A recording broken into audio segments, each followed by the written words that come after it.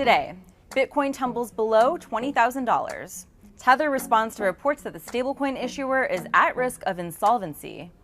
And we talked to Bitcoin's biggest fans about whether they still think it's the only cryptocurrency that matters.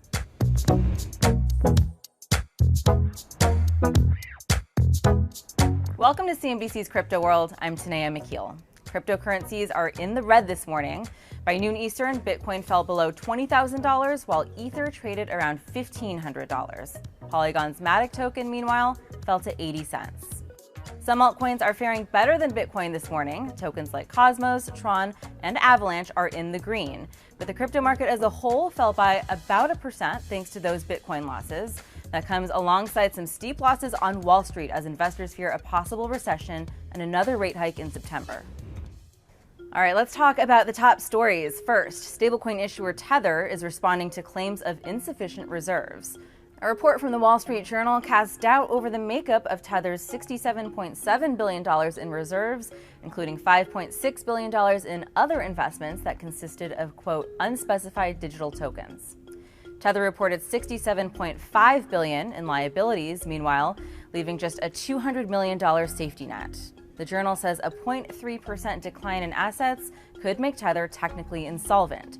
Tether responded to the report in a statement, saying the claims were unsubstantiated and that the use of treasuries on its balance sheet means it's using a premier safe asset. Next, the FBI wants DeFi platforms to get more secure. The agency said platforms should implement real-time analytics and monitoring to prevent attacks. The FBI also said customers should research DeFi protocols and smart contracts before investing and be aware of the potential risks of crowdsourced code.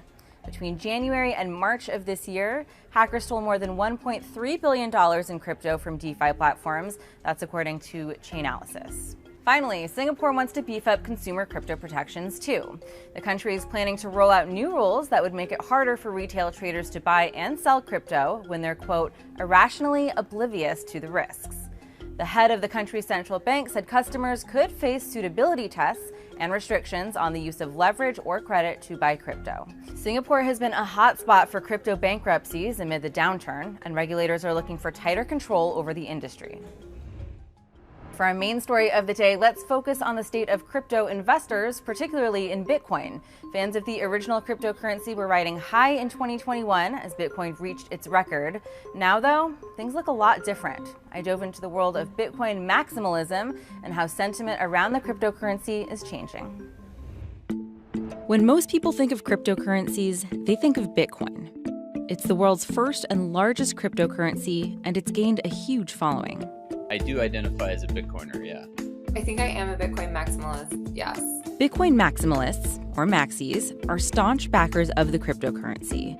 They believe Bitcoin will revolutionize money around the globe, and at the same time, traditional maxis believe other cryptocurrencies are irrelevant. What people think when they think maximalist, they think of someone who thinks that Bitcoin is the only thing on earth that matters, and maybe that's a slight overstatement. They might potentially mean Bitcoin is the only digital asset that matters or cryptocurrency that matters. I think you'll find some Bitcoiners or some people that others might call Bitcoin maximalists that think that Bitcoin is the only significantly or sufficiently decentralized crypto asset or digital asset.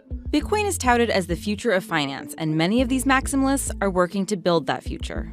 I'm really excited about Lightning from the perspective of having a decentralized, anonymous payment rail network that can compete with other digital payment systems like Visa. I really hope that it continues to get adopted and that people continue to build cool and new ways of transacting that are based on Lightning. During the insane crypto rally of 2021, it seemed Bitcoin had found major success. After all, it jumped 63% in 2021 alone. But that was last year.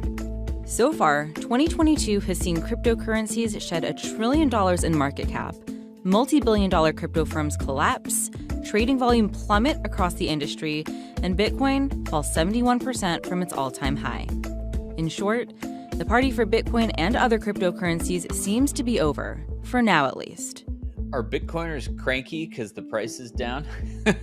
So I would say, sure, definitely some Bitcoiners are cranky because the price is down from peaks. Investors are looking for a way out of crypto winter, and instead of turning to Bitcoin, they've turned to Ether. That cryptocurrency has outperformed Bitcoin in recent weeks.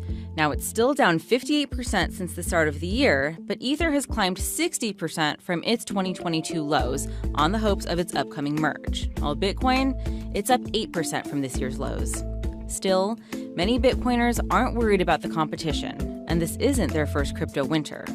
They recognize that the world of crypto has evolved, and some projects, like stablecoins, DeFi, or NFTs, might have value and different uses. I think Ethereum's trying to solve a totally different problem than Bitcoin is.